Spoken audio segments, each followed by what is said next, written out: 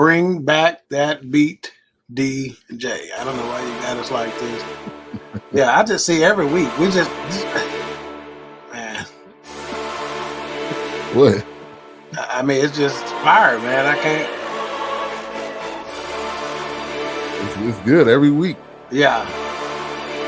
I will destroy your army. How dare you try? You get picked down that whale. Yeah, I love it, man. I love it. This is his best work. Yeah.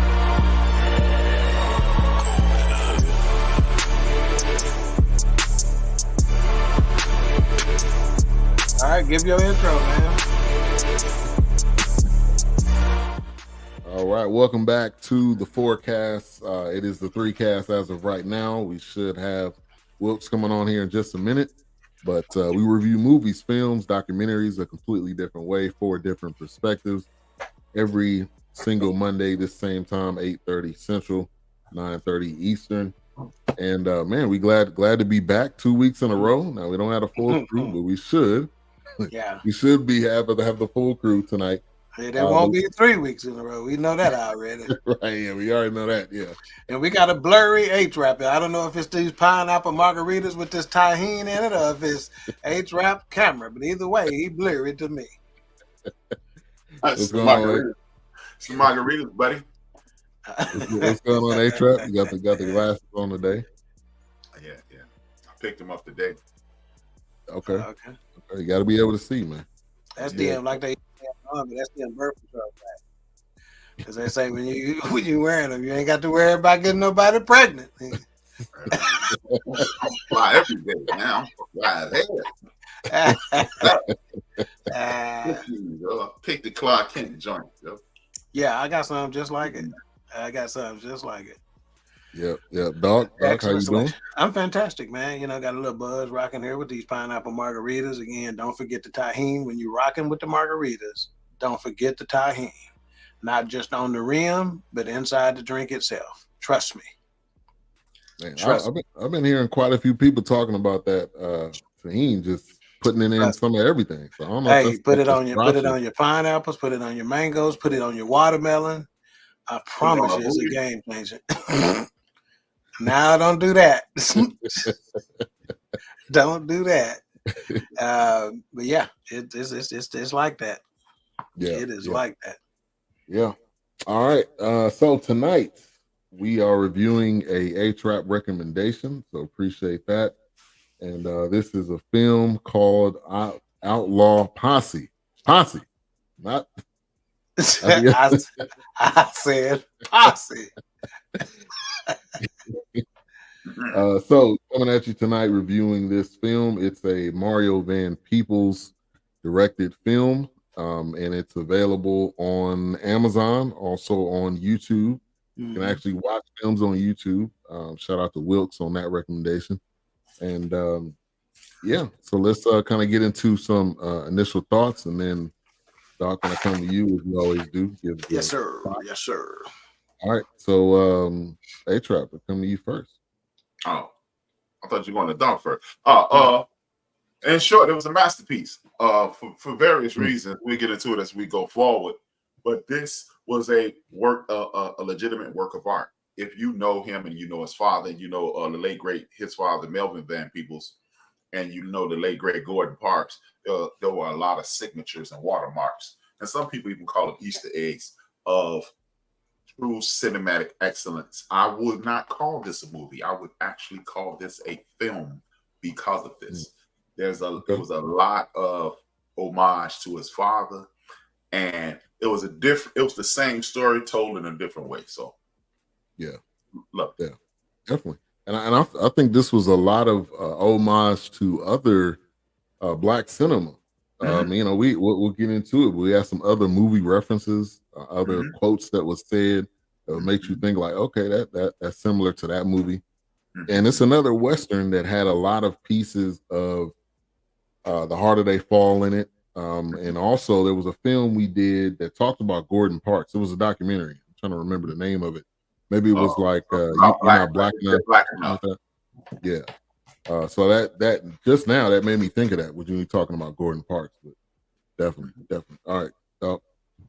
Yeah, so Outlaw Posse. The plot is in 1908, an outlaw returns from years of hiding in Mexico to claim stolen gold hidden in the hills of Montana. This was actually filmed in Montana as well. It is a Western action film. It's a runtime of 1 hour and 48 minutes. Again, as being mentioned, it is directed by Mario Van Peebles. He's also starred in it as Chief. This was released initially on March 1st, 2024. Producers include Joshua Russell, Gerald T. Olson, Swin Timmel, Meta Williams, Kip Conweiser. Again, amongst the cast, including Mario Van Peebles, you had Mandela Van Peebles, which is his son, played by Decker, which the moment you saw him on screen, you knew that's that boy's son. Immediately. Yeah, Edward James Olmos, which is a famous Hollywood actor.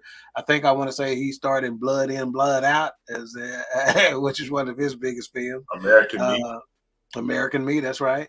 Amber Rain Smith is Queenie. You had Whoopi Goldberg as Stagecoach Mary. You had, Alan Payne as Jeremiah. You had Cedric the Entertainer as Horatio. You had DC Youngfly as Spooky.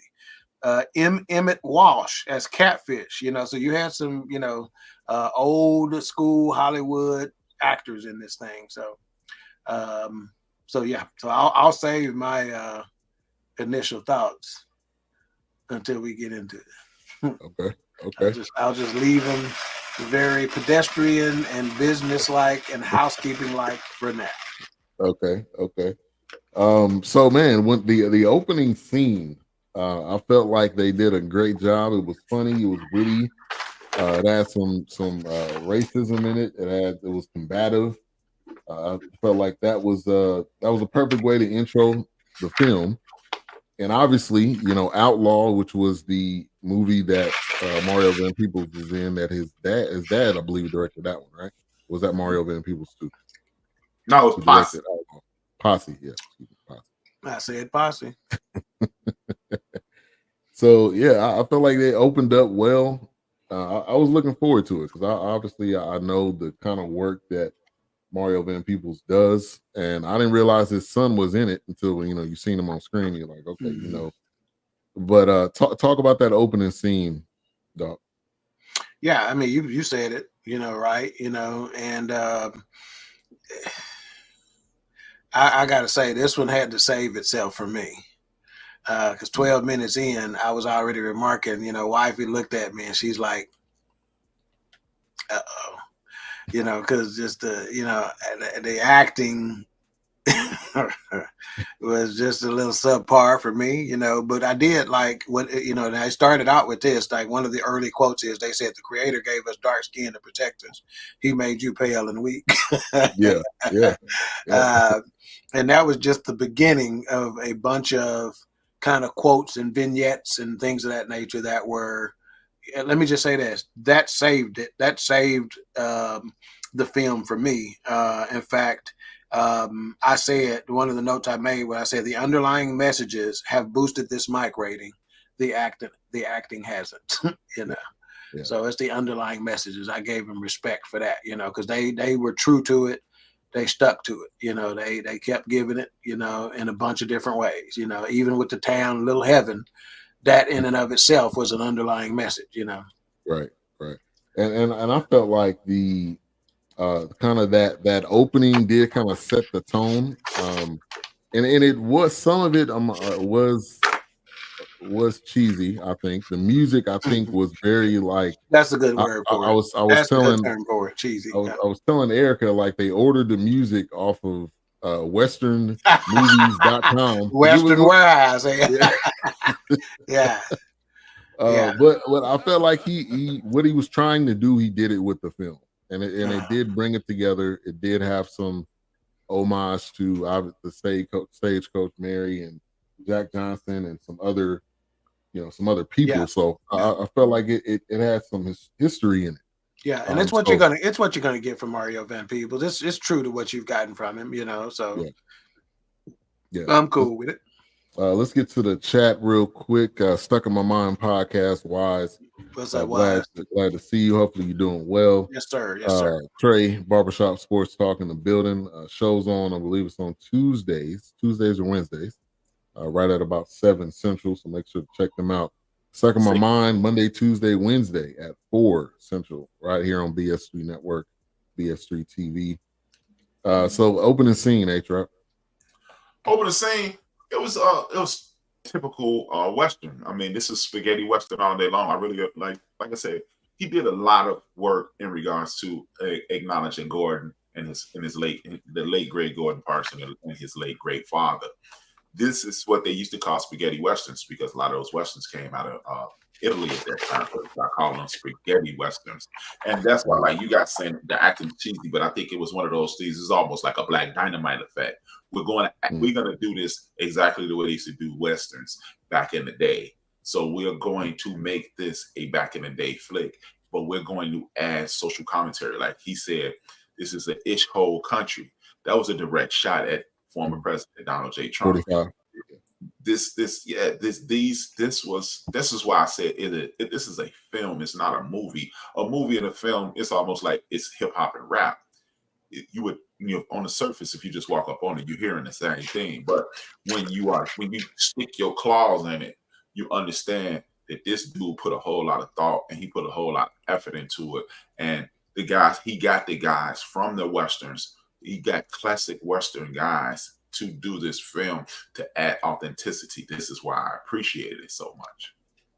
Yeah, and just real quickly to give you some of Melvin Van Peebles, so you can kind of get, where Mario kind of, draws some inspiration from. He's had such movies as Sweetback's Badass Song, Badass, Watermelon Man, Posse, as somebody mentioned earlier, Don't Play Us Cheap, Gang in Blue, Panther. Believe it or not, he was involved in Jaws: The Revenge, and then How to Eat Your Watermelon in White Company. So again, Melvin Van Peebles, Mario Van Peebles, and now Mandela Van Peebles. It is a family affair. Do not get it twisted. Right. We often talk about nepotism in Hollywood from a white perspective, and I don't think we do enough of that from our community, where we are actually, kind of giving a hand up to, and I say hand up intentionally, not, wanting to say hand out, because sometimes pride prevents folks from taking that. So giving a hand up, or a leg up to other brothers, you know what I'm saying? That's this is how I compare Mario and Melvin and all of them to Tyler Perry, right? You say what you want to say about it, like some people like it, some people hate it, they say the movies are bad, whatever the case may be. But the opportunity and putting Black film out there, because again, it's art, as A-Trap said, and that art is up for interpretation, and beauty is solely in the eye of the beholder. Yeah, and I agree. I think with Tyler Perry, man, the guy gives so many young actors opportunities, actors that you may not have known. And I think, Mario doing kind of the same thing. It's not I didn't know who Queenie was. DC Young Fly is still a young film actor. Yep. I mean, he's been in a lot of different things. Yeah, but valuable rep time. In other words, just like we think about athletes sometimes getting reps, right?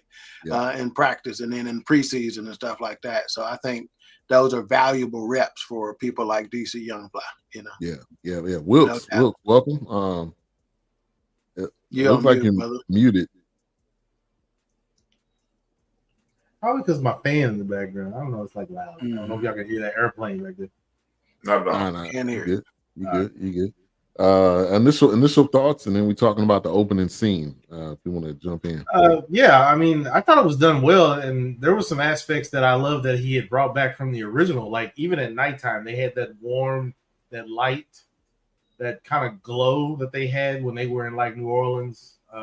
It was just those small things like that, or like the silhouettes as they're riding off into the moonlight, like over the hill. You just see the silhouette of the horseman.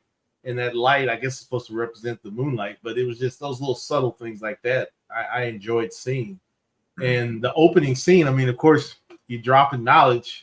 I mean, what better way to, you got two indigenous people, that were here on a piece of land that, oh, I found this. No, you can't find something somebody's already on. Yeah, it was already here. Yeah. So it was pretty cool seeing that, and of course, I didn't think he was going to slouch there anyway. I mean, it's an opportunity to teach and preach, but right. I enjoyed the opening. I was at first, I think when I heard him throw his lines out there, I was kind of like, ooh. Yeah. I was like, okay, all right. Yeah, Mario ain't gonna be accused of being the greatest actor in Hollywood by any stretch of the imagination. That's not. Yeah, but there's no accident that people like Whoopi Goldberg and Edward Olmos agreed to do the film. Whoopi didn't agree to do this film because the paycheck was going to be all that. She agreed to do the film because of the level of respect she has for Mario Van Peebles. Oh yeah, absolutely. Right. I think she's talked about his father quite a bit throughout her career, but. No, because at that time, you got to think about it from his dad's standpoint, to be doing what he was doing in film at that time for a black man to be doing it. Yeah, we underestimate the significance of that in my estimation. Right. And he was doing an interview, and I believe he worked as I think, was it a janitor or was something like that? And I think it was a janitor. Yeah, and he wrote playwrights on the side, and he was saving up his money to basically do the film. So. Yeah. From there to this, we're talking about 3 generations when we talk about when Melvin, Mario, and now Mandela. Ben has said it numerous times on the show. It's just in us to create. It's in us to find a way to succeed. It's just what we do, Thank you, Albert. See, I put it in a cup. So Wilkes brought up the indigenous people. I like the way that they kept referring to them. One of the things they referred to them as originals. Yeah, is how he original American. They showed the Native Americans some much respect in this film. Much respect, absolutely, deservingly so. I mean, and I think then they looked like the father when they went to find the gold, he really seemed like he wasn't just an actor. Like that was his. Oh yeah, like it was almost like it was almost like we're gonna take it like this is I grew up in this life. He's not an actor. Right. We gonna give him a few words, but he's a real high chief. So I kind of picked that up. Yeah. Oh, real quick with Whoopi Goldberg on the Stagecoach. Was that is that just the thing where you take your weapons and put it in the lockbox? Because we watched another movie that did that. Yeah, where they made her put a for outlaws or people that they don't trust, for sure. Okay. But like I said, and then generally the stagecoach driver is going to have their weapon because again, stagecoach robberies were a big thing. So generally the driver, and then you notice a lot of times they'll have a passenger there that's basically for security, and they're gonna have a weapon. But a lot of times, they didn't know whether the people who was hiring the stagecoach was in on the robbery. Right, exactly. Y'all put y'all weapons up as well. So I like the little small details like that. Yeah. I noticed. Chris? Like, okay. Yeah, and that was Surrounded. I think the last movie we seen that Surrounded. She had her guns, and it was like, no, you got to put this in the lockbox. We're gonna be traveling. Yeah. So I get it logically. It makes sense. Yeah. And side note, there's a guy named Yaki. I don't know if anybody has heard of him, but he has his own YouTube channel. He talks a lot about health and about us and like how health is related to us. And one of the things he said is similar to what I think A-Trap or Doc said, but our color needs, because of the color that it is, and it's melanin, it needs more sunlight. Mm-hmm. And so when he was talking about like our skin is able to handle this and your skin is not able to, I think that was kind of in reference to that. So I'm telling you, I'm kind of on this rabbit hole of health, which I think we all need to be. But that's one guy to look after a few doctor visits, you're gonna be in after a medical rabbit hole. Yeah, you're gonna be in a different rabbit hole after that. Yeah. Right, exactly. Are they gonna be in your rabbit hole if you know what I mean? Exactly. Yeah. Correcto. No rabbit hole. Correcto. Correct the mundo. Yeah, exactly. So coming on the scene, Angel, who is the villain. Obviously, that's the villain that's throughout the entire film. Real quick. Yeah. Why did they reuse that name? Because what's his name? Debo. I can't remember his real name right now, but Tiny that was Lester. his, Tiny Lister. Yeah. that was his name in the original. His name was Angel in the original. Was it? I wonder why they reused it, but I don't know. Well, he maybe he was just trying to called hold him. respect. What's that? He explained why they called him Angel. Oh, right. Yeah, he did. Yeah. But I think he was trying to. I mean, obviously, if you're a good businessman, you're gonna drop some stuff, and people go back and watch the other one. So maybe they're gonna notice, pick up on it. Yeah, what he was trying to do, put some parallels in there. Yeah, you know, when they come out with one movie, they Beverly Hills Cop. They put all the Beverly Hills cops on. You gotta string it together on Netflix. Like with like the red. Like, why is it always a hint of red and with Beverly Hills Cop, but they never explain that. But like with every title. Yeah, but it all kind of come together. Yeah. But was Angel? Did y'all feel like Angel was a good villain? What you doing? Sign language, man? I'm doing that old school, man. Old school stuff, man. How that? Gotta work that. Gotta work that thumb out. Old football injury. What was the question again? Was Angel a good villain? On your knee. Was he a little hands on your knee? Acting wise, and even just villain wise, he's an established actor. You know, you can't recognize him with the makeup. But if you go back and look at him, William Mapother is his name. He's been in a lot of films. I don't think villain is what he normally plays. You know, he's normally just a character actor, so to speak. Usually kind of goofy characters. Yeah, he's a little soft. You know, goofy. You know, but I think sometimes certain films wants their villains to be a little kooky.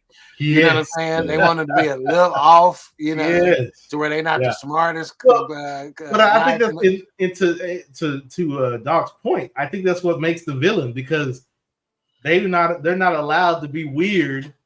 So now I got to get rough and crazy so I can be weird. Yeah. But then I got to establish that, look, this is my weirdness. Yeah. Let me be weird. If you got any say-so against it, I guess I might have to show you who I am. Yeah, I think any villain really has it. And his little hand was way littler than his regular hand. My strong hand. My strong hand. Take my hand. When he had that glove on, and he pulled that glove off, I'm like, that to me, I was like, all right, I can't wait to see what his hand gonna look like. Walked around like this is significant. When you walking, look, man, I don't mess with nobody walking around like this. That was one of the funniest parts of it. When he pulled that glove off, and that hand was like 3 times smaller than what a regular hand is. You got that David Carradine kung fu hand going on, bro. Hey, man. Early on, one of the things, you know, we talk about food on this show a lot, and food from our culture and whatnot. So you notice when Mandela Van Peebles, which again, that's Mario's son, he played Decker.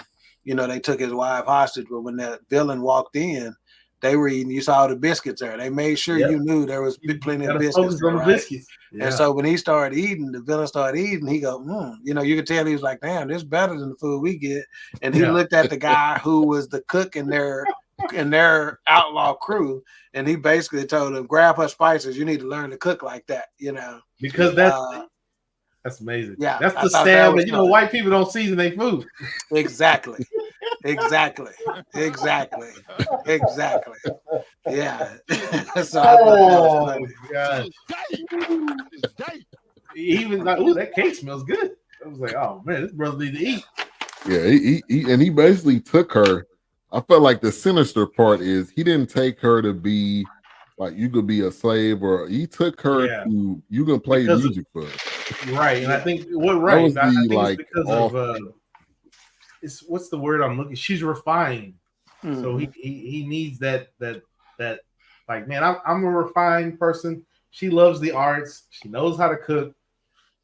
Look, it's like I have her as a hostage, but I do appreciate her refinements. You know, and so it's one. Of course, like I'm surrounded by these guys, these goons that don't know anything. So it's kind of like, you know, refreshing to him. Yeah, so I totally get it. And later on in the movie, they showed that, you know, Mario Chief, as his name in the film, had dropped off a violin for him. So that was something that they did. You know, played the violin, cello, et cetera, et cetera.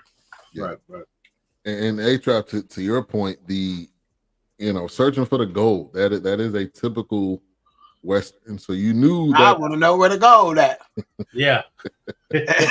Wilkes, you ought to get that one. Yeah, trust me, I know that one. Leprechaun. Yeah. Leprechaun. That's a classic right there, man. Side note, man, if the news come to the hood, man, Look here. Come on. I want to know where the gold at. Pick Becky, okay? Go to that one house Yeah. in the gentrified neighborhood and get Right. Becky, okay? Do not get Levante to come on the news Yeah. and ask him about what happened. I want They to know where say to go. it's a little leprechaun up there. Please, okay? Pass us by, okay? Yeah. Do Don't put that first person you see on the news. not, right, exactly. There was this clip of this guy. His name was like Lionel Jenkins or something. And she was like, spell your first name. It's Lionel. He said, spell it. He said, my name Lionel Jenkins. He said, spell your first and last name. Nah, man. They didn't even get through that part. Nah, I ain't spelling it. Lionel, you heard what I said? Yeah. Crazy. And then Queenie is introduced. That immediately made me think of Crooklyn. When the dog Queenie got stuck in the couch. Yeah. Last movie. I think we That did could. that. Hey, you know what? I haven't really looked up the Easter eggs for this movie. That could be an Easter egg. Could be done on purpose. And A-Trap, you may know the answer to this. And Spike Lee and Mario Van Peebles work together on something? Not that I know of, but like, to back map to the villain thing, the question you asked about the villain, I think it was an excellent villain. I think he was a metaphoric villain. Again, that's another shot at Donald Trump, small hands. Dude is wicked. He's in control of things. He's uncouth. He believes he is something he's not. Small hands, Donald Trump. The reason I think he was such a good villain is because of the things that you guys pinpointed. You guys pinpointed the fact that he assumed that he's refined. Well, refined people don't kidnap people. Yeah. Let's just go there. And then he is the metaphoric white man. He was metaphorically every white man in the country at that point. He talked about reparations. He talked about losing. He talked about he talked about losing business. A white man. I think he was an excellent villain because he was smart enough to know what he was doing, and he was in his mind he was refined enough not to know it. Like he said, his name was Angel. Why? Because I introduced so many people to the Lord, meaning I killed so many people for no reason at all. And that's exactly what he was doing throughout the entire film. And to A-Trap's point, I think that's what makes this movie good, because Mario Van Peebles is an orchestrator of that. Yeah. It's like it's like when you're a resource director, when you're pulling little small things or nuances from articles, Twitter, social media, conversations with your boys, your homegirls, whatever it is. When you take that stuff and put it into a movie, somebody's gonna. A-Trap mentioned it. Somebody's gonna catch it. Somebody's gonna grab onto that. Just like he said, Donald Trump, the villain with the small hands. I didn't catch that at first. I wasn't thinking about that, but it makes sense. But knowing Mario Van Peebles and his dad and just being around these things, you're gonna grab onto that stuff and you're gonna sew it into your art. And when you sew that into your art, man, it takes off. Like it can go anywhere. So I love seeing that. So yeah, I didn't think about that then, but yeah, it's crazy. Yeah, and in terms of Queenie, who is Amber Rain Smith, I think her acting job in this was just as good as anybody's. Yeah. And she doesn't have a lot of experience. Yeah. She's known for, other than this, the other black girl, and believe it or not, Wu-Tang and American Saga. So she doesn't have a lot of acting experience, but I think that she did one of the best acting jobs in this thing. Yeah, I feel like she was. So I would imagine we're going to see a lot more of her going down the line. And as soon as she came on the scene, it was like, bam, I'm here. Oh, she exploded. Yeah, she exploded. It wasn't like a soft-spoken, y'all don't really know I'm here. I mean, she commanded, the screen. Right. So definitely shout out to her. That's something in the building. Hey, that's something I appreciated throughout the entire film, though. Mario Van Peebles put black women on display in this movie. Stagecoach, her, Queenie.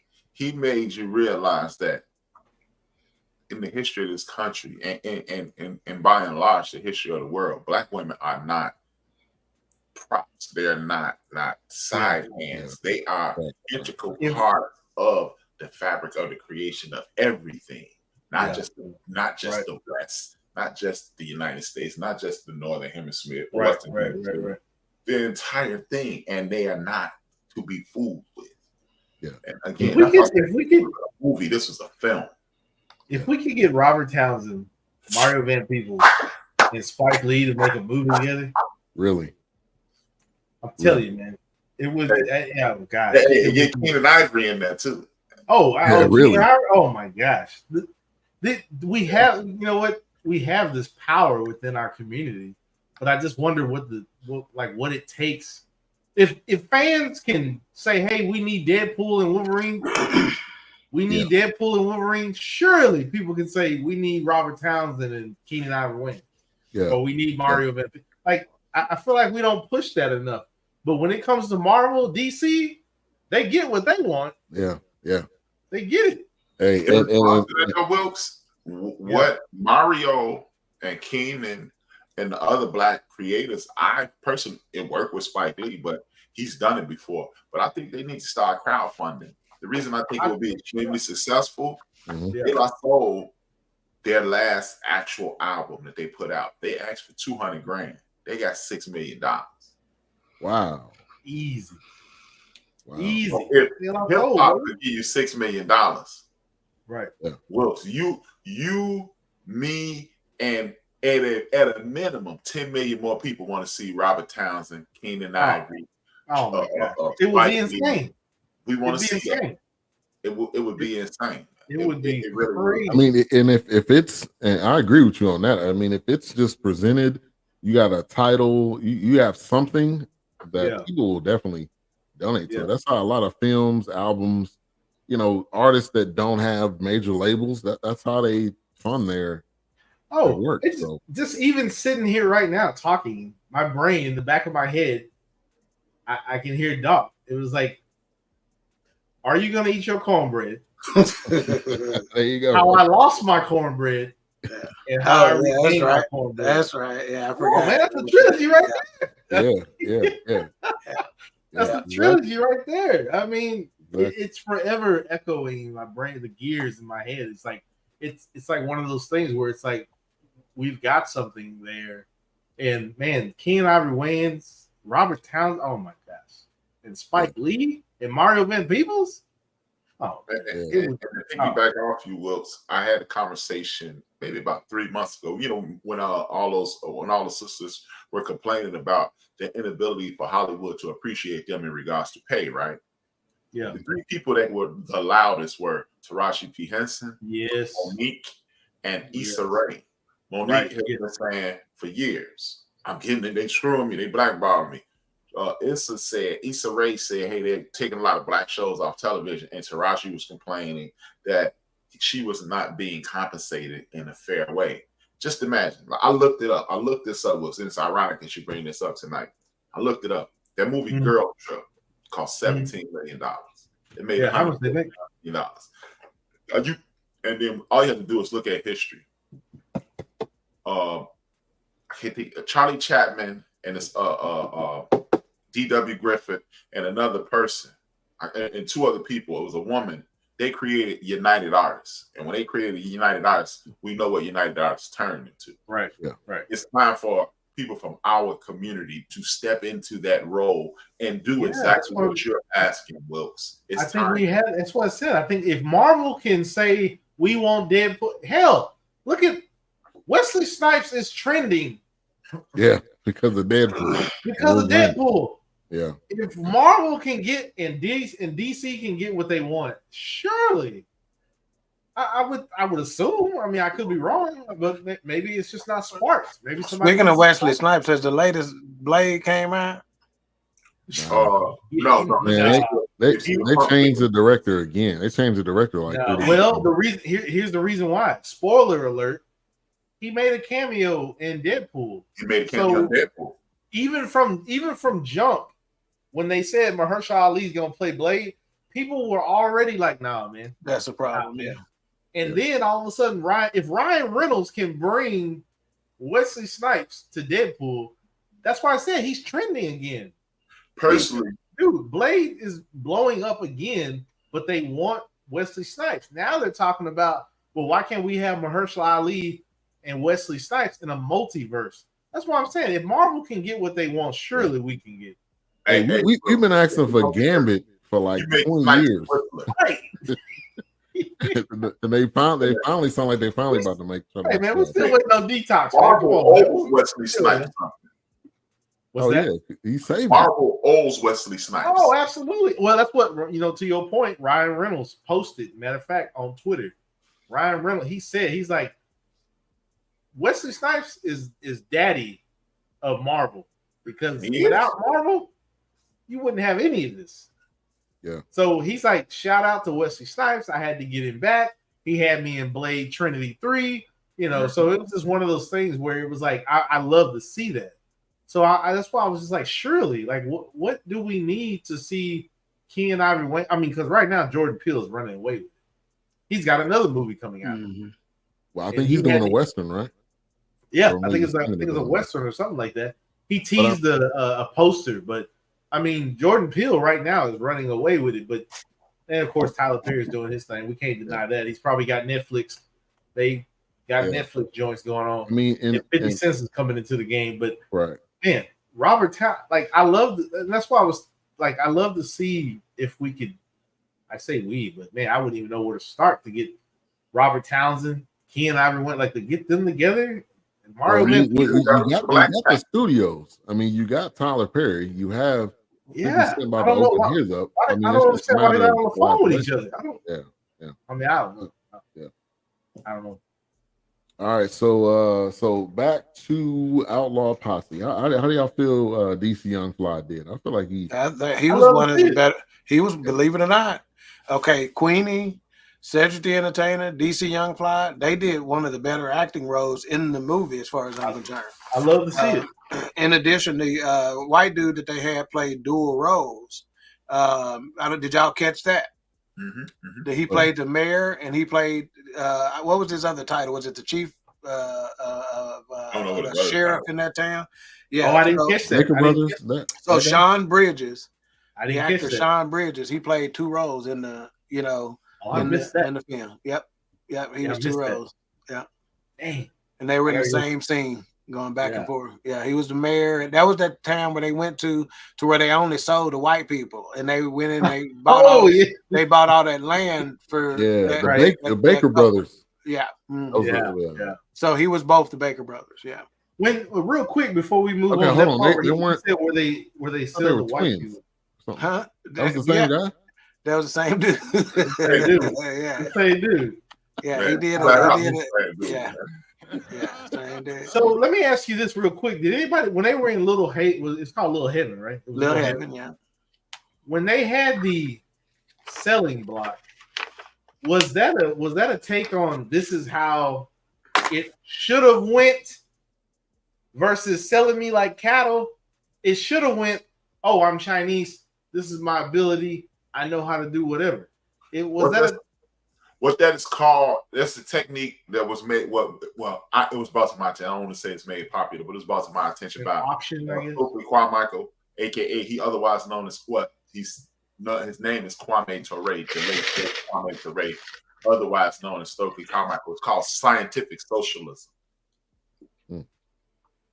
It's almost like so for your talents, I need you to do these things. I felt like, because I felt like when I was watching that, I felt like, okay, when they were putting black people on the selling block and dividing families, it was like, you should have just said, well, she's good at sewing. But, so let's, I don't know. Yeah, and another thing, Wilkes, is like the misconception of enslavement is this. They think they just went over on the continent and just put a big net out there like fish and grab people. No, what they did, they was grabbing people. You guys are good architects. Right. You guys are good. They killed off the scientists. They killed off the doctors and things of that nature. So they killed them off because they didn't need you nursing these people back to health and then getting them strong enough to kill us. and agriculture. Yeah, that's why, like, you saw, I noticed that you hit like on that thing, and I posted it one day when I showed sisters used to hide seed and bread, seed and rice in their hair as a means to stay alive. And we saw that on High on the Hog. And this is what, again, this is what it was. It was a mix of scientific socialism and how the roles were created in regards to creating a nation. But instead of having this caste system that we live upon, they had a socialist system. That's why you remember the first thing that they said was, "We don't have money here. We use the barter system." And that's where I was. That's where I was going. Yeah, that's where I was going. Money system versus the honor system. Yeah. I'm glad you said that, because I was just like, man, I felt like the barter system. It's like, we'll make it the barter system. But, scientific socialism, man. Yeah. What's up, Knox? That's why it kills me. That's why it kills me when I see people talking about socialism. I'm like, man, there's so many different levels to socialism. But you crying about socialists. I'm like, whatever. A different politics conversation. But whatever. Yeah. Joe called me wino again. But yeah, there was a lot of strategy. It wasn't at the HR's point. There wasn't like they just said, we just gonna take a whole bunch of random people. There was strategy. There was people there. Obviously, we know now that we're working with them, funneling people. It wasn't like just a simple. We make it seem like it was so simple, and it wasn't. It wasn't just randomly picking people. So we talked about DC Young Fly, but right before they picked him up, did you notice the music on there? Because I immediately said, "Dang, are they in New Orleans?" Because they had a very New Orleans swing. Code kind of. Yeah, they really did. Yeah, they really did. And that's why I said those small little nuances. It's like, I think Mario is very in tune with that stuff. And when he was taking the bets and he was walking around and attacking on people. Yeah, I mean, I think that was his DC Young Fly. That was his own. Yeah, that was his own right there. Yeah, and he was producer. He co-produced this at the end. If y'all seen, he was. I was like, man, wrote it out too. Definitely give him. You cater to their strengths, man. You cater to their strengths. Yeah. So and Doc is the number one guilty person of pouring into somebody's talents. Efforts, and so it's definitely what he does. So you must have opened your box. Well, I thought it was laundry soap, but yes. But I didn't think, and then my wife didn't tell me. She's like, I was like, "Is there a box downstairs?" She's like, "Oh yeah, it's your box." I'm like, I thought it was the damn laundry Tide soap. I don't know what it was. But surprise, surprise, mama. Yeah. It's perfect. It's perfect because it got different sizes. It's perfect. That's what she said. Yeah. Yep. Sorry. Hey, and the see brothers on horses again was a welcome sight for me. Every time I see that, I get a special. Some warm and fuzzies about it. Yeah. Especially going to the black men of rodeo, cowboys. Oh God, Fair Park. Gosh, yeah. And growing up around horses. Yeah, I used to have an aunt that. Well, I still have an aunt. She don't miss that, man. Oh, she don't miss that at all. Yeah. Every year she there. Oh yeah. Black rodeo. Black rodeo. Yeah. Yeah, man. That's it, man. I remember getting tickets to that as a kid, man. Yeah. And that so the bank robbery, which I felt like that was clever. That was clever. Yeah. It wasn't. They act like they didn't know each other. I mean, it worked, even though they end up getting kind of tracked. Please, Mr. Darky, save us. Don't do nothing stupid. Say it. Please, Mr. Darky, save us. Don't do nothing stupid. Say it. Say it. I'm proud. Yeah. And she was looking around like, man, come on, y'all playing this up too much, man. Yeah. They don't know, man. Keep going with it. Yeah, it's done. This movie, if it wasn't, I don't know. I have to say, if it wasn't for A-Trap, I probably wouldn't have been aware of this movie. I think it's gonna go under the radar with most people. Yeah, not for us.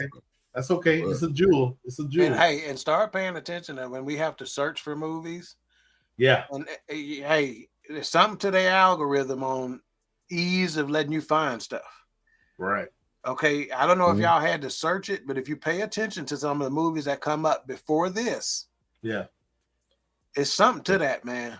Oh, I absolutely. done peeped that. Yeah, absolutely. Absolutely.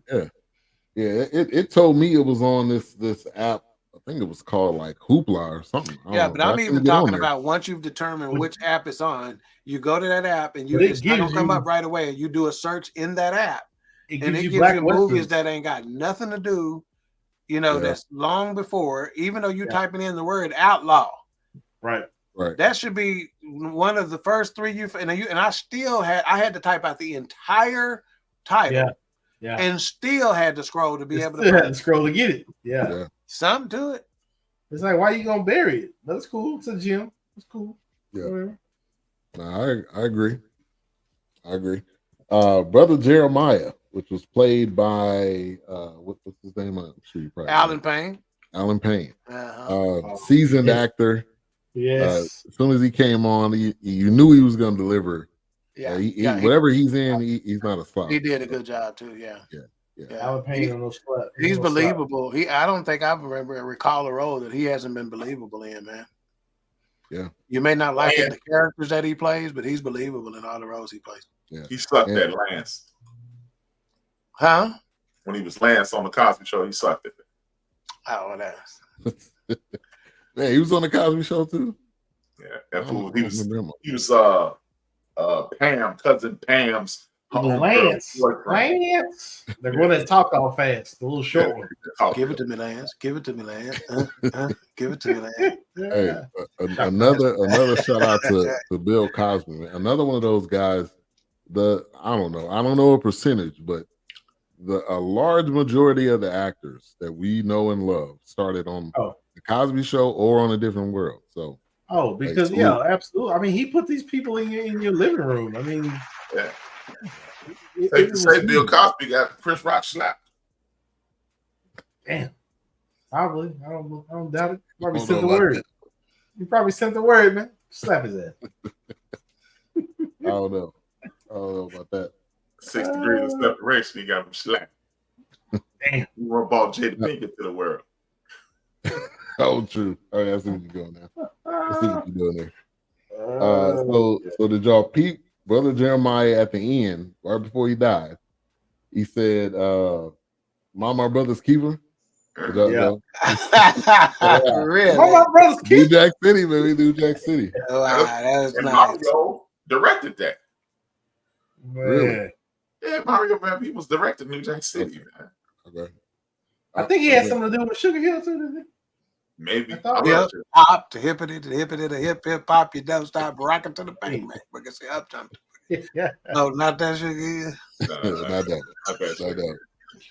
Nah, not that Sugar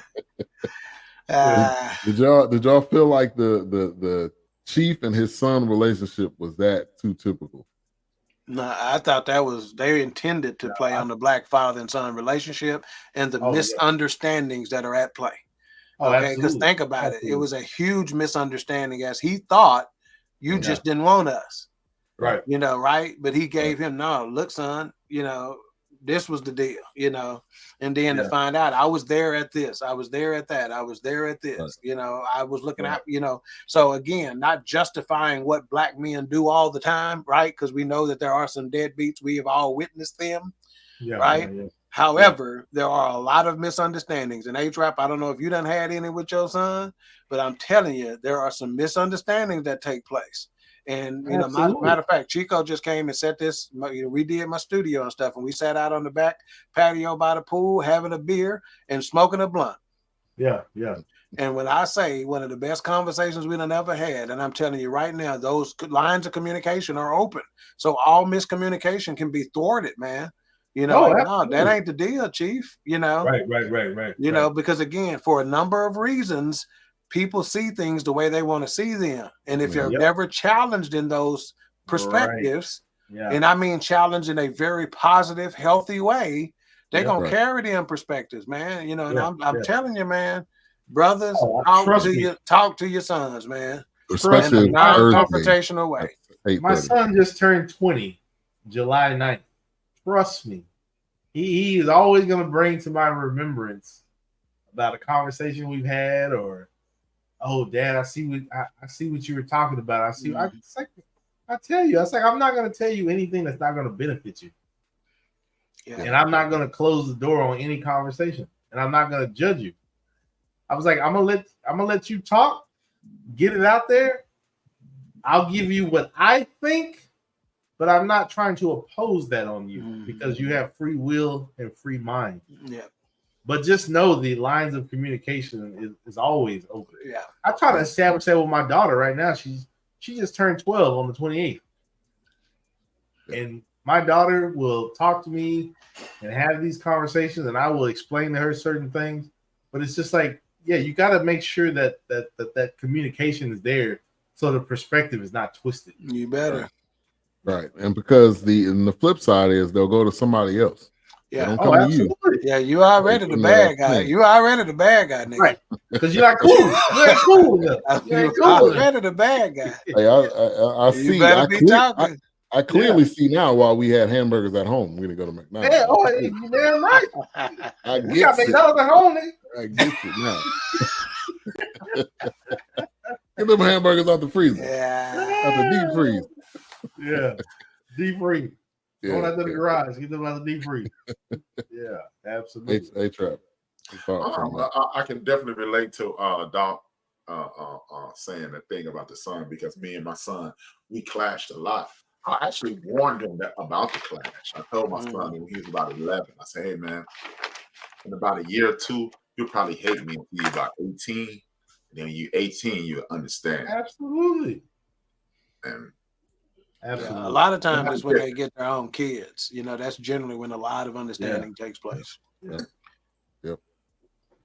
All right. Trust me, I've been to a lot of family reunions where, you finally learned, nigga? It took you that long? You got 3 of them, man. It took you that long? I was like, yeah. All right. It clicked. Here we go. I got it. Put the cognac down, man. Put the cognac down. All right, so the character, I don't remember his name, but he was on Chief's crew, and then he ended up switching sides. The white dude, I believe his name is Brian Presley. He went by Shotgun, if I'm not mistaken. Yeah. Now him switching sides. What he didn't know, that was intentional. They said him. I know that's what he was doing, but did it pan out? Because it didn't seem like it seemed like there was a payoff. It seemed like there was a payoff. All he did was got busted. Yeah, I don't know. Eventually, he was gonna like shoot somebody or tell him. You know, he was supposed to be feeding information back to him, is what I was expecting, so they would get a step up and know what was happening. But he never did. You know, no. So that may have got cut on the cutting room floor. You know, it just may not have made it. You know, there may have been something that happened, because again, this runtime ain't bad. I mean, a runtime of 1 hour and 48 minutes. It was good. You know, that hour went by. That hour went by so fast, and I was like, "Oh, it did." Yeah, I was like, and it wasn't like, all right, this need to be over with. And I had to split it up in 2 days, but it was smooth. It was smooth. Did y'all pick up the sponsor, one of the biggest sponsors in the film? And you got to give a shout out to this sponsor, because they end up in a lot of our stuff or in a lot of our networks and stuff. I didn't see it. They came twice. They came once in a bottle, and they came again, and then they came again. They came again in a box. Was it the bottle where when he set it on the table? They kind of zoomed in? Budweiser. Yeah, Budweiser, Anheuser. And then a few scenes later, they had a crate of Budweiser sitting on the floor. Crate. That's right. Yeah. So Budweiser, you know, I'm sure they, you know, put some money into this. When I saw that, Cold cat pee, huh? Cold cat pee. That's what Budweiser. Cold cat pee. Yeah, cold cat pee, man. Whatever cat pee tastes like, Budweiser's right around the corner from. Yeah, when they went to that store, where Edward James Olmos' store, that's where the crate was sitting on the floor at. When I saw my boy, I was like, man, Miami Vice. That's all I thought. Miami Vice, baby. Let's go, man. Miami Vice, baby. Miami Vice, right here, baby. Edward James Olmos is on Miami Vice. Man, hey, that's the much I heard him talk, because he didn't talk that much on Miami Vice. He barely said a word. Let's go, Crocky. There was somebody in this film that was in the film, but they passed away. I was gonna try to look it up real quick and see. I can't think his name. He's in a lot of black westerns. Mario White said dude. White dude or a black Mario dude? said he talked him into it, and then he said the dude asked him, "You sure these white people won't let you say this stuff?" Oh, Emmet Walsh. Yeah, because that's who I would have guessed, because he's an older guy. Oh But yeah, he's played that role a lot of old. times. Yeah, he played his title in this or character name in this film was Catfish. I didn't know he had passed though. Yeah, when I saw him, I was like, "Isn't that man already dead?" See, I know him from like 19th. He passed away this year. I know him from like horror movies because he's great in like horror movies. Yep. He's always that guy in those creepy. Yeah, he's a working actor. He's worked a lot in his career. Yeah. And see, like what I picked up on, and I like to hear you guys' perspective in regards to this. What I picked up on is like you guys are a little critical of the acting early on, but if you look at it, once you got to a certain age, your acting picked up. You know, the newer people, the people who were new to westerns, their acting was high level. Mario and the other guys, they were just acting like traditional cowboy movie characters. I think that was purposely done. Yeah. Okay. I think so. I can see that. So that moment where they went to the area where the gold was, and they're all kind of sitting around in a circle, and they end up drinking something. But that made me think of One Love when he was around the campfire with his people. One Love. Lucky just to have just one Houdini.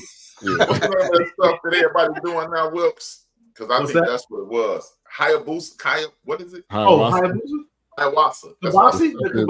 Aaron Rodgers took. Aaron Rodgers, yeah. Aaron Rodgers. Chuck D. Chuck D. They got a few people doing that. Yeah, I was like, oh. It sounds like something Matthew McConaughey would be taking. It would. Right. Yeah. All right. Tell me about that blue light on your roof. That blue light. Yeah, tell me about that blue light. What's that blue light? That's just a light for the sunlight, man.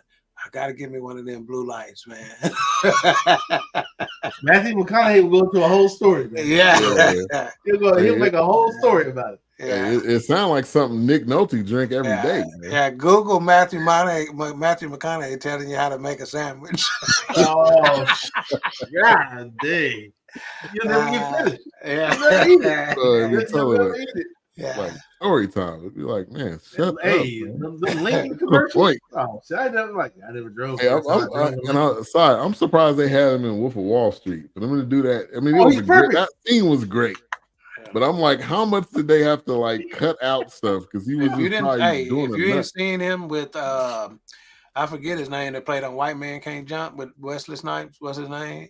Woody Harrelson. Woody Harrelson and Matthew McConaughey and True Detective. One of the best. Hey, I've heard a lot about that. Got to watch that. Get that boy some Lone Stars. Crack him over. Yeah. Tell you a whole story. Yeah. That season of True Detective. To Doc's point, yes, that is a great True Detective, and Woody Harrelson is just man. Oh my gosh, yeah, he killed that weirdo. He has distanced himself from the weirdo on Cheers, man. Yeah, if Woody Harrelson was a brother, we would be giving him all kind of credit for being, you know what I'm saying, for being, transcendent in his roles and stuff like that. Right. Well, we got to more in real life. He's a weirdo. I mean, probably is. I don't doubt. A lot of Hollywood folks are. Nah, he's one of those. He's one of those. Not a hoarder. Those dudes that's preparing for the doomsday thing. Oh, he's a prepper. Doomsday prepper. Yeah. He probably got guns in the basement. And ironically, he played that role in a lot of movies. I was gonna say, hell, he played that in Zombie Land. Yeah. Woody is playing himself. Yeah. Speaking of Mahershala Ali, he's got a season of True Detective too. Yeah, that's on HBO, season 3 or 4. Mm-hmm. And what are the irony of that? His partner was the bad guy in Blade, and now he's playing Blade. So it's kind of a full circle craziness. They killed him all too fast in Luke Cage. They should have kept Cottonmouth around. Not Cottonmouth. Yeah, let's wrap this up because I'm starting to get a little damn cotton mouth here. Let's go. My drink almost done. Yeah, man, my gin All right. Got So no ice in it. obviously, You on that obviously, naughty head tonight? Man, that gin ain't got no ice in it. You on Bro. that naughty head tonight? Straight to the head, man. so obviously the father son come back together. They get the gold. They kind of end up riding off into the sunset, and then they end up giving some of it to the less fortunate. So the original Americans giving it to them, and then they end up living in little heaven, which was some I of felt them. like that was perfect. All right, it was a smooth ending. All right, give me your thoughts on the ending, Whoops. I like that. I thought it was kind of full circle. You know, a little heaven. You kind of get to that land that they owed you. You know, you said you were going to give me that piece of my heaven. Right. So exactly. I thought it was perfect. I thought it was one of those things where it's like, man, I got my land. I'm going to welcome anyone in that has a trade, a skill. Right. We're going to put that to work. We're going to contribute to that. So I loved it. I thought it was great. That's why I said I think Mario Van Peebles. I think he's an orchestrator of that. I think he's a not a theorist, but I think he's a resource director. I think he's a resource puppeteer, if you will. But I think he's listening, he's paying attention, he's watching, and he's just taking those small things and he just puts them into his work, his craft. So that works because, like A-Trap said, and like you said earlier, somebody's gonna notice it. Somebody's gonna pick up there and be like, man, because Doc, he picks up on stuff like that too. And like I may miss it or we may miss it, but I think it was great. I think it worked out. Yeah. All right, Doc. I thought it was clever. You know, he took Alan Payne and actually killed him. So that means he was already hip to the fact that Alan Payne, he said it from the beginning, I don't trust this cat. So he knew when it got that time to get down to the goal, I need to be watching Jeremiah, you know. Right. And so he had the gun already, you know, under his arm pointed at him. So I thought that was clever. Yeah. The way he disguised his face, you know, to make him think that he was dead, you know. So I thought that was clever. What you may have missed is Edward James Olmos' character. When they were at the store, he goes, yeah, I got all this stuff 50% off because I'm getting ready to go to heaven. You know, everybody thought he was going to die, but he was So when he rode in the little heaven, he said, I told you I was coming to heaven. Yeah. That was good. That was good. That was pretty neat. And, one of the quotes that I like that was toward, a little toward the end was they say, religion is a story we tell ourselves about the future. History is a story we tell ourselves about the past, and it's told by those in power. And that reminds you of Exterminate the Brutes. He who controls history. Right. Exactly. Okay. He pretty much almost said the winners of war. That's the reason why you want to win the war. You can tell the history the way you want to tell it. Yep. Yeah. No, that was dope. That was dope. That's why I said it's just I think Mario is in tune with that stuff. But go ahead, H-Ram. I'm sorry. I'm enjoying it. I'm enjoying what you're saying. Go finish.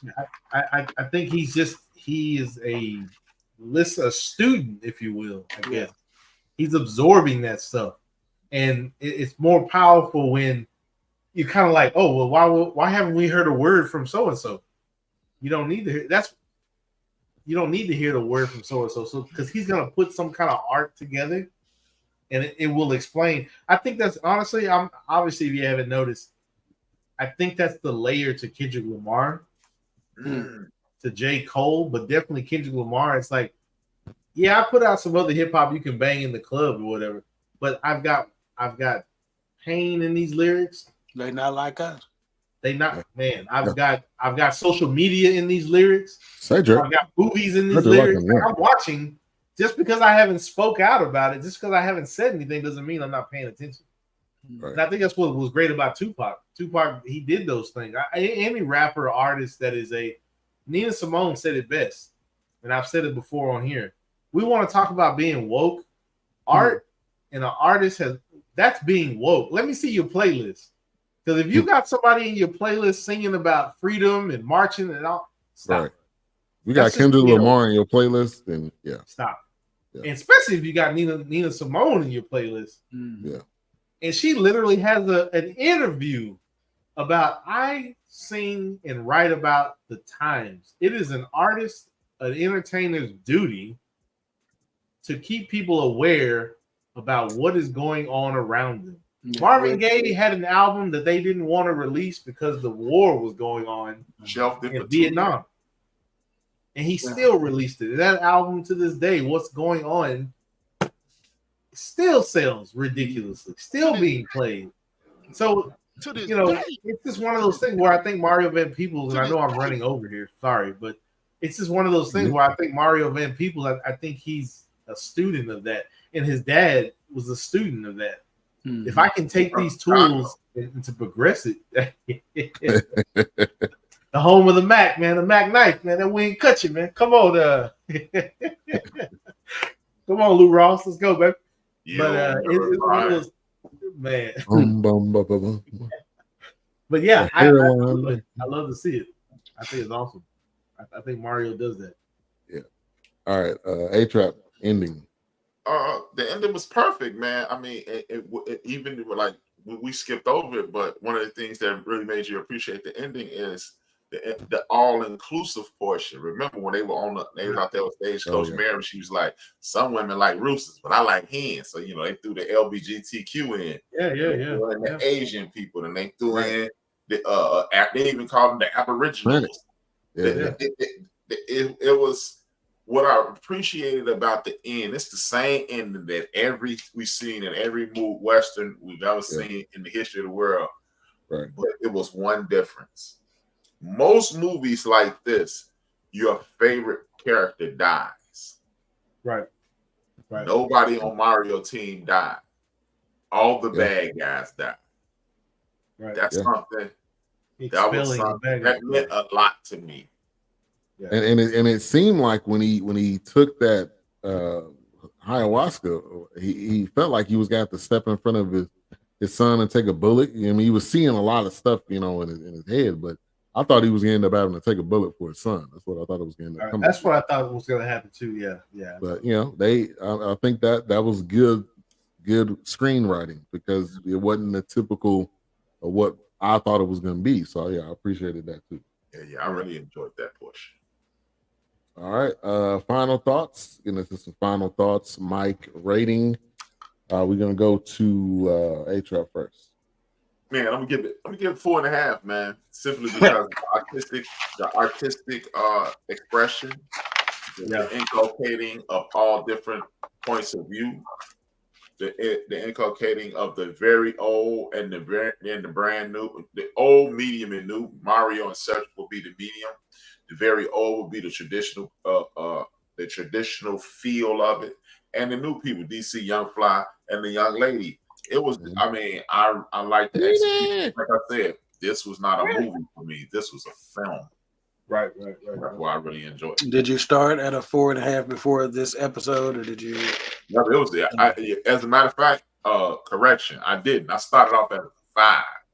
Okay. Okay. Came down a little bit.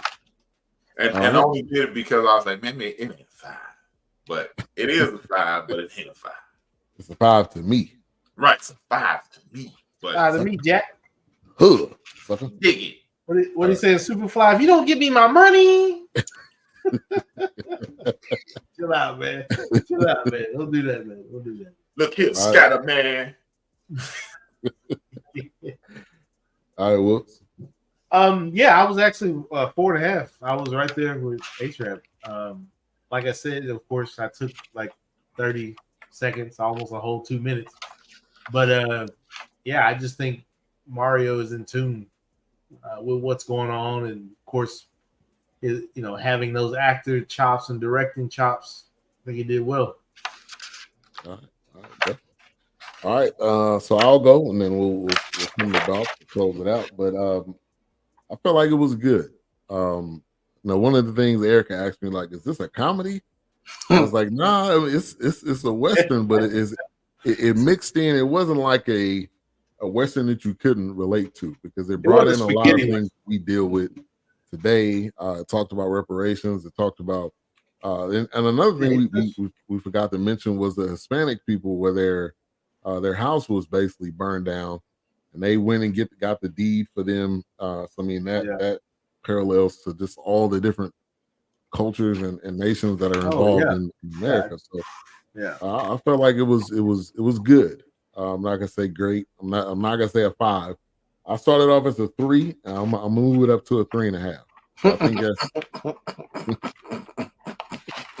I'm not gonna take it too high, but I do think Mario Van Peebles definitely did what he wanted to do, and it brought in a lot of the culture. Brought in the culture and it made it relatable, and it was entertaining. And so yeah, and shout out to DC Young Fly. I think I would say between him and Mario Van Peebles' son, they were kind of the rising stars, and Queenie. I'll give it to Queenie too. They were kind of the rising stars. Yeah. All right, it was good to see DCM. Yeah, and he did, and they must have put some makeup on that center part. You know, he got a tattoo right here. Oh, they had to. They probably did. What's it? 21. Yeah, 21. Yeah. All right, Doc. All right. IMDb gave it 4.9 out of 10. Rotten Tomatoes, 44%. Metacritic, 52%. Google, 60%. I started out at 2.5 mics. Now, understand what I said earlier. I started out at 2.5 mics, and I said the underlying messages have boosted this mic rating. That was so it came up to 2.5 because of the underlying messages. That's a hey, man. All right. After his mic rating got a goal in the high jump. After this show, I raised it up to a 3. And that's as fair as I can possibly be, as I can give his mic rating won a gold at the Olympics. That's a high jump right there. So that gives us an overall rating of a 3.875. We rounded up to a 4 overall. Yeah. So I don't think anybody can argue that. Yeah. That's good. Yeah, it makes me want to find another Western like this. That's not well known. That's not. Maybe there's a few black artists that are in. Because matter of fact, well, that's kind of a high production. But Bass Reeves is on Paramount Plus. But yeah, I've been meaning to watch that. Yeah, I've been meaning to watch it. Watched it already. Consumed it. I consumed it. Yeah. Consumed it. So yeah, it's all that. Yeah. Big bag of chips with the dip. Yeah. Absolutely. Bean pie dip, man. All right. Well, coming up next week, it's throwback. We have another throwback in a minute, so we're gonna do Buck and the Preacher. I have not seen this. It is definitely, from what I've heard from you fellas, it is a classic. Yeah. So we could do that next week. Doc will not be on, so we are looking for a guest. So I'll probably be reaching out to some people to y'all hear that? Shout out, baby. Y'all hear that? Come down to the local mall, man. We got a shout out. We in your hood tonight. Okay, come to our booth. My bad. No cops. So yeah, we got that coming up next week. Also on the horizon, we have a couple. Reach out to Chef Jeff and see if he. Yeah, bring him on. Chop it up. Cool. I was thinking between him, Butler, or Scotty Knox, one of those. Butler hasn't been on before. But a couple of recommendations from Wilkes we got coming up. Rob Peace. It looks like a great film. Now it's in theaters. I think it comes out August 16th. And then Fight Night. This is a series. It's on Peacock, but it's got almost every heavy hitter you can think of. Samuel Jackson, Kevin Hart, Terrence Howard. Yeah. If you don't do anything else, oh man, Terrence Howard, oh my god, watch the preview. He looked like Jane Fonda with the hair. Anyway, was Don Cheadle in this? I thought like Don Cheadle was in it too. So yeah, it's got some high flying in there, but it's a series. Kitty. But what's coming up tomorrow on the End of the Bench? It's called The Nature of the Threat. And I'm going to talk about the threat that is hanging over our head and how we have been married to the threat. I really believe black folks suffer Stockholm syndrome.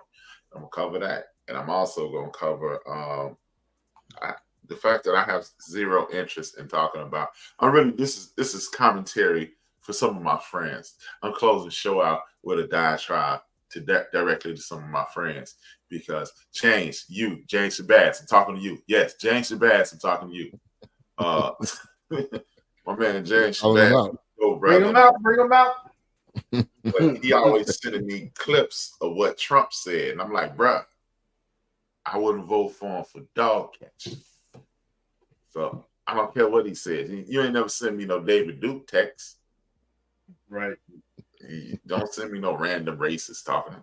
Trump, hey man, Trump is just regurgitating what has already been done. His first campaign was pretty much mirrored what Nixon was doing. Stop. Get out of the book. Stop it. Stop it. But you know, hey Wilkes, nobody in the history of the world would assume that a black man will say what I'm about to say. But Nixon had more class. Hey, I am not a crook. What's up, Keisha? She said, hello, gentlemen. Wow. All right. Queen, 3, and King tomorrow. Queen, 3, and King tomorrow. Marriage Must. Gotta go out on a bang. Yes, those Damian and Jamie Johnson of the Marriage is Real podcast. So if you ever used to check out their show, heavy hitters. Yeah. So this will be a good one. Again, Marriage Must. Special host, guest host, Amy Johnson. Do not miss it. Must? Or must? Marriage Must. Not this must under your arm must, nigga. Not the cologne must. Yeah. Marriage must. Things not must do in marriage. He said Jakar. Wow. That man said Eckers brand. Hey, man. Hey, we got a customer that comes in, man. This dude, I don't know, man. He probably got a closet full of Jakar. I'm telling you, the minute he come in, you already know he there. You sure it ain't Lagerfeld? I don't know what. Ain't definitely a Lagerfeld. You could be one of those cats that think FDF means forget the soap. What's up? Yeah, we smoking like 2 packs a day. You got the Egyptian cologne connection, man. I don't know what the hell is going on, man. What is this? All right. Got that Pharaoh musk. But go ahead and close this out, H-Rap. 2 fingers, 1 word. I'm H-Rap. If I owe you something, I ain't got it. It's the first of the month. If you need it, get it from Bob. Him upstairs.